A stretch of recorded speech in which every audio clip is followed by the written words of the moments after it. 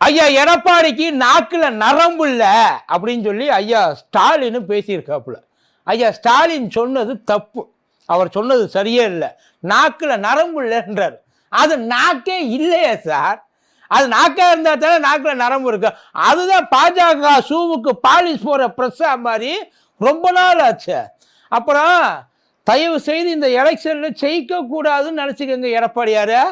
ஒரு வேளை ஜெயிச்சு உள்ள போனீங்கன்னு வைங்கள, ஆளாளுக்கு இழுத்து போட்டு அடிப்பாங்க, ராக்கிங் பண்ணுவாங்க சார்.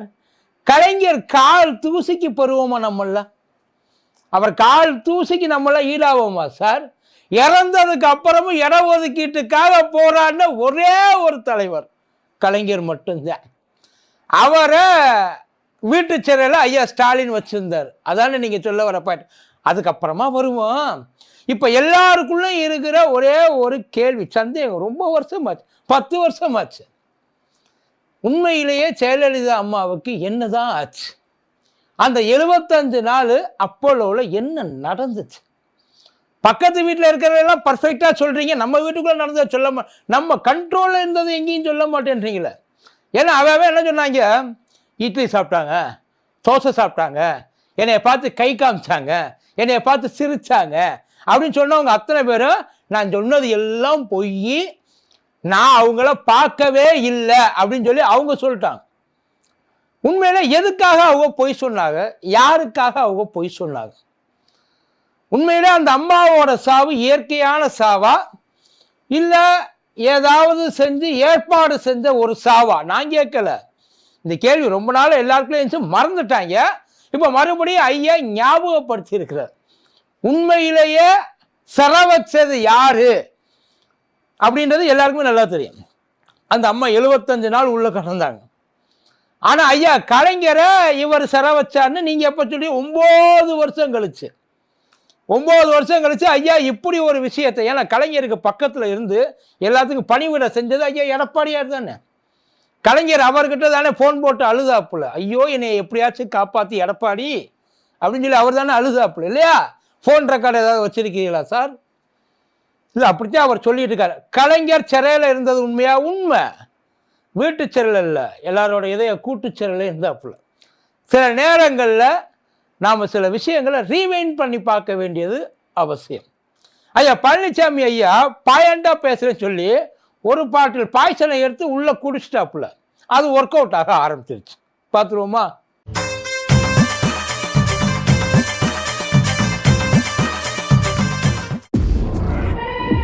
என் பொண்ணு கூட நான் இருக்கணும். அதுக்காக இந்த உலகத்தையே எதுக்க சொன்னாலும் எதிர்த்து நின்று ஜெயிப்பேன். உங்கள் சத்யாவில் குளு குளு ஏசி ஆஃபர். டயா பூஸ்டர் சுகரை கண்ட்ரோல் பண்ணும், உங்க ஆரோக்கியத்தை மீட்டு தரும். சர்க்கரையை கட்டுப்படுத்துறதுக்கான எளிமையான வழிமுறை, இயற்கையான வழிமுறை. அனைத்து மருந்து கடைகளிலும் கிடைக்கும். மதியம் நேயர்களுக்கு வணக்கம். இது மதியம் தர்பார். கோபி. சில நேரத்துல நாம ரொம்ப பயந்து போயிருந்தோம்னு வைங்கள, அந்த நேரத்துல நாம என்ன பேசுறோம் என்ன செய்யறோம்னு சொல்லிட்டு நமக்கே தெரியாது. அந்த மாதிரி ஒரு சிச்சுவேஷன்ல தான் ஐயா பழனிசாமி இருக்கிறாரு. ஏன்னா இப்போ ரீசெண்ட் டைம்ஸ்ல ஐயா பேசின அந்த வார்த்தைகள் ஒவ்வொன்றும் அவர்கிட்ட இது வரைக்கும் வராத வார்த்தைகள், யாரும் எதிர்பார்க்காத வார்த்தைகள். இப்போ ஐயா பழனிசாமி ஐயா கலைஞரை பத்தி ஒன்று சொல்லியிருக்கிறார். என்ன சொல்லியிருக்காருன்னா, ஐயா கலைஞரை பதவிக்காக, திமுகல ஒரு பதவிக்காக, முதலமைச்சர் பதவிக்காக இல்லை, திமுகல ஒரு பதவிக்காக ஐயா ஸ்டாலின் கலைஞரை வீட்டு சிறையில வச்சிருந்தாரு, ஹவுஸ் அரெஸ்ட் பண்ணி வச்சிருந்தாரு. அவரையே அந்த மாதிரி வச்சிருந்தாருன்னா உங்களையெல்லாம் எப்படி வச்சிருந்திருப்பாரு? யோசிச்சு பாருங்க. 5 வருஷமா இருக்கிறோமே, யோசிங்க. அரஸ்ட்ல இருக்கிறோமா, அடிமையா இருக்கிறோமா, நம்மளை ஏதாச்சும் கட்டாயப்படுத்தி அமுக்குறாங்களா இல்லை நமக்காக போராடுறாங்களான்றது பார்த்துக்கிட்டு இருக்க மக்கள் தெரிஞ்சுக்குவாங்க. முதல்ல இதுக்கு ஐயா ஸ்டாலினுடைய ரிப்ளை ஒன்று இருக்கு. பழனிசாமி அவர்கள் அரசியல் ரீதியா என்னைய என்ன வேணாலும் பண்ணலாம், என்ன வேணாலும் விமர்சிக்கலாம், என் மேல இருக்க குறைகளை, நான் செய்யற தவறுகளை, அதாவது முடிவுகளை மாற்றி எப்படி வேணாலும் நீங்க விமர்சிக்கலாம். ஆனா எனக்கும் எங்க அப்பாவுக்கு, நான் எங்க அப்பாவை எப்படி பார்த்துக்கிட்டேன் அப்படின்றது எனக்கு மட்டும்தான் தெரியும். அதை பேசுறதுக்கு உனக்கு உரிமை கிடையாது அப்படின்னு சொல்லியிருக்கிறார். இது 2 பேருக்கு நடந்த கான்வர்சேஷன். இது வரைக்கும் ஐயா பழனிசாமியில இருந்தது ஒரு பொலிட்டிக்கல் வாரா இருந்திருக்கலாம். ஆனால் இனிமேல் அது ஒரு பர்சனல் வார எல்லாருக்கும் இருக்கும். எல்லாருக்கும் இருக்கு. கலைஞர் இறந்தப்ப என்ன கூட்டம் கூடுனுச்சு, அதுக்காக எவ்வளவு பேர் அழுதாங்க, அந்த இடத்துக்காக எவ்வளவு போராடினாங்க, இது அத்தனையும் எல்லாருக்கும் தெரியும். யார் இதை வந்து மறக்கிறதுக்கு 50 வருஷத்துக்கு முன்னாடி நடந்ததில்ல, இப்போ 9 வருஷத்துக்கு முன்னாடி நடந்தது. 2021 ஒரு விஷயம் நடந்துச்சு. ஐயா ராசா எடப்பாடியாரை பற்றி தப்பா பேசிட்டாரு அப்படின்னு சொல்லி ஐயா எடப்பாடியார் சொன்னார். அவர் பேசுறது என்னன்னு கேட்டு பார்த்தா அதுக்கப்புறம் எடப்பாடியார் எவ்வளவு கேவலமா நடந்துக்கிட்டாருன்றது தெரியும்.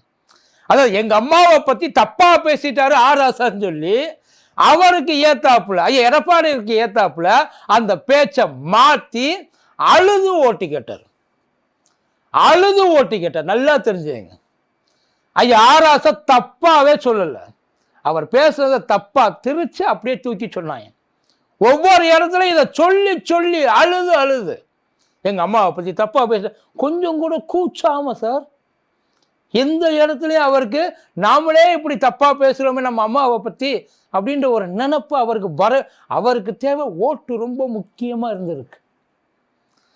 இந்த எலெக்ஷன்ல சார் என்ன பண்ணீங்க? வீட்டு சிறையில் நீங்க உட்காந்து பாத்தியலா, இல்ல பக்கத்துல உட்காந்து ஐயாவை பார்த்துக்கிட்டீங்களா, இல்ல யாரையாச்சும் பார்த்துக்க சொல்லி உள்ள அனுப்பிச்சியலா, இல்ல ஐயா ராமதாஸுக்கு ஐயா அன்புமணி வந்து சிசிடிவி செட் பண்ணாரு, அந்த மாதிரி ஏதாச்சும் செட் பண்ணி நீங்க வந்து ஏதாச்சும் ஆதாரம் ஏதாவது வச்சிருக்கீங்களா? என்ன பண்ணிருக்கீங்க? கலைஞரை இறக்குறதுக்கு 2 வருஷத்துக்கு முன்னாடி தான் அவரால் வந்து பழையபடி ஆக்டிவா இல்லாம போனது.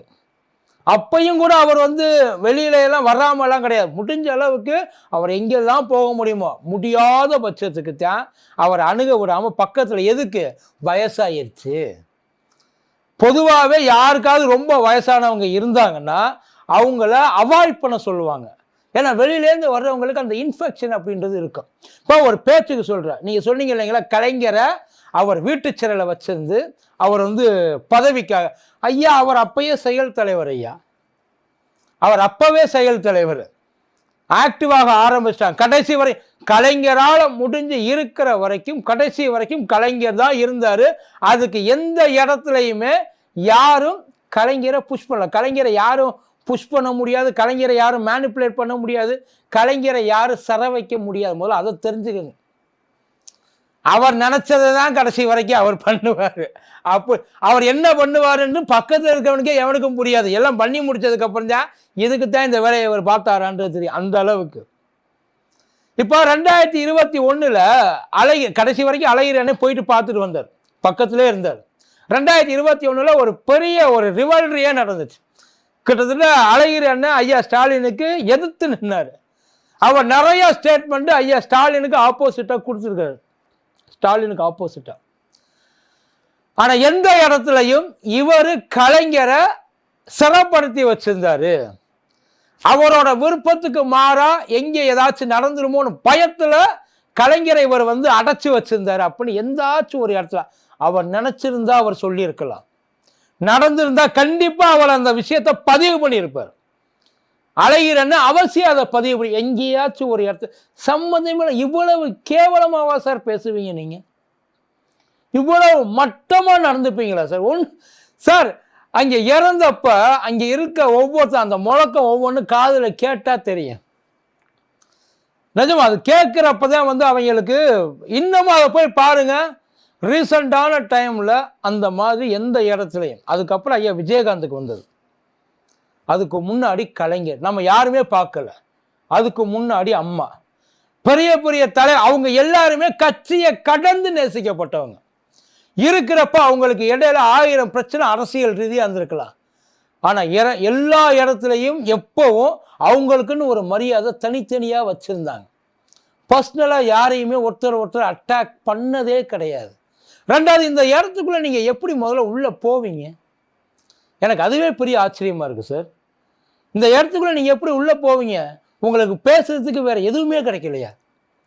யார் இந்த பாயிண்ட் முதல்ல உங்களுக்கு எடுத்து கொடுத்தது? அதை பேசுறதுக்கான ரைட்ஸ் என்ன இருக்கு? தெரிஞ்சா தெரியாமலா, இல்ல நடந்துச்சா நடக்கலையா, ஏதாச்சும் ஒண்ணு தெரியுமா? இப்போ ஒரு பேச்சுக்கு சொல்ற ஐயா எடப்பாடியாரு யாரோ ஒரு ஆள் கூட தனிமையில் இருந்தார் அப்படின்னு நான் சும்மா வாயில் சொல்லிட்டு போயிடலாமா? இல்லை எடப்பாடியார் அவங்க அம்மாவை அடித்து துன்புறுத்தினாரு, அவங்க அம்மா பாவம் சொல்லிட்டு போயிட முடியுமா? இப்போ நீங்கள் பேசுறது அது பர்சனலாக எந்த அளவு உங்களை ஒருத்தர் சொல்லாமல் இருக்கிறப்ப என்னை இப்படி சொல்லிட்டாருன்னு சொல்லி ஊருக்குள்ளே போயிட்டு சுற்றி விட்டியல, அதுவே உங்களுக்கு வலிச்சிருக்கும்ல. சொல்லாத பைய இப்படி நேரடியாக போய் சொன்னா அவரை பற்றி இல்லை, அவங்களாம் அரசியலில் இருக்கிறப்ப நீங்கள் இருந்தீங்களா? முதல்ல எப்போ கடைசியா பை சான்ஸு, அதாவது நீங்கள் உள்ளுக்குள்ளே வந்தது ஒரு ஆக்சிடென்டல், அது ஒரு ஆக்சிடென்டான ஒரு விஷயம், நீங்களே எதிர்பார்க்காத ஒரு விஷயம். எப்படி உள்ளுக்குள்ளே இறங்கி வந்தீங்க, உங்களுக்கு கீழே எப்படி காலை பிடிச்சி மேலே வந்தீங்க, எப்படி எல்லாரையும் இன்னமும் கண்ட்ரோலில் வச்சுருக்கீங்க, அங்கே யாரையுமே வெளியில் ஒரு வார்த்தை ஒன்றும் இல்லை சார். காவேரி மருத்துவமனையில் அவர் இருக்கிறப்ப தினமும் அறிக்கை வரும் டாக்டர்ஸோட, இந்த மாதிரி உடம்பு சரியில்லை, இதுக்கு நாங்கள் இதை கொடுத்துருக்கோம், இந்த மருந்து கொடுத்துருக்கோம், இந்த ட்ரீட்மெண்ட் கொடுத்துருக்கோம். ஒரு வார்த்தை ஐயா ஸ்டாலின் வெளியில் எப்போ இதை சொல்லுவாருன்னு சொல்லி உட்கார்ந்துருந்தாங்க. என்னன்ட்டு கலைஞர் நல்லா இருக்கார், கவலைப்படாதீங்க, நான் பார்த்தேன், நினச்சிருந்தா சொல்லியிருக்கலாமே. உண்மையிலேயே உடம்பு சரியில்லை சார், காப்பாற்றுறதுக்கு அவ்வளவு போராடினாங்க சார். 75 நாள்ல ஒரு அறிக்கை, ஒரே ஒரு அறிக்கை வந்துச்சா? என்ன ஆச்சு? பேச ஆரம்பிக்கிறாங்க எல்லாரும், இப்ப கேட்க ஆரம்பிக்கிறாங்க. இது வரைக்கும் அதுக்கு பதிலே கடைசி வரைக்கும் கிடைக்கவே இல்லையே. ஏன்? அவர் இறந்தப்ப அதுக்காக எவ்வளவு தூரம் அதுக்காக அடம் பிடிச்சிங்க, இடத்த கொடுக்காம. அவர் அப்பயே போயிட்டார், அண்ணாவுக்கு பக்கத்துல தான் நான் இருப்பேன்னு அன்னைக்கு முடிவு பண்ணார். என்னைக்கு அண்ணாவை அந்த இடத்துல கொண்டு போய் வதச்சாங்களோ அன்னைக்கு முடிவு பண்ண அதுக்கு பக்கத்துல நானும் இருப்பேன்ட்டு. ஆனா கடைசி வரைக்கும் தர மாட்டேன்னு சொல்லி இழுத்தடிச்சிங்கல்ல, கொடுக்க மாட்டேன்னு விடாப்படியா உட்கார்ந்து இருந்தார். நானா ஸ்டாலினா பார்த்துலாம், அதிகார திமிரு. அங்கேயும் நின்று ஜெயிச்சுட்டு தான் உள்ள போனார் கலைஞர். 10 வருஷம் கழிச்சு வர்றாங்க சார். எதுக்கு இந்த பாயிண்ட்? யாரு உங்ககிட்ட என்ன கேட்டதுக்கு பதில் சொன்னீங்களா? முதல்ல அந்த அம்மாவுக்கு என்ன நடந்துச்சு அதைத்தானே எல்லாரும் கேட்டாங்க. கொடநாட்டில் யாரு உள்ள போனா எவனா? அதுக்கு இது வரைக்கும் பதில் கிடைச்சிச்சா? சிற வச்சா உடைச்சு கொள்ளை அடிச்சது யாரு சார்? அதை உடைச்சு இதுக்கெல்லாம் இவங்க எதுவும் பண்ணாம இத்தனை நாள் இருந்தது தப்பு சார், உண்மையிலேயே. ஆனா இது என்னைக்கும் உங்களை விடாது. இந்த ஹாண்டிங்கும் இல்லை, அதாவது நம்ம ஒரு விஷயத்தை பண்ணதுக்கு அப்புறம் அந்த விஷயம் நம்மளை பயமுறுத்த ஆரம்பிக்கும். அந்த விஷயம் கூடிய சீக்கிரம் ஐயா எடப்பாடியையும் பயமுறுத்த ஆரம்பிக்கும். இன்னும் போக போக என்னென்ன மாதிரியெல்லாம் வேலைகளை அவர் பார்க்க போறான்றது தெரியல. இதுலேருந்து அவர் தன்னை திருத்திக்கிட்டா நல்லது, நிப்பாட்டிக்கிட்டா அவருக்கு நல்லது. இல்லை அப்படின்னா அதோட விளைவுகளை அவர் தான் பார்க்க வேண்டியது இருக்கு. பார்த்து நன்றி.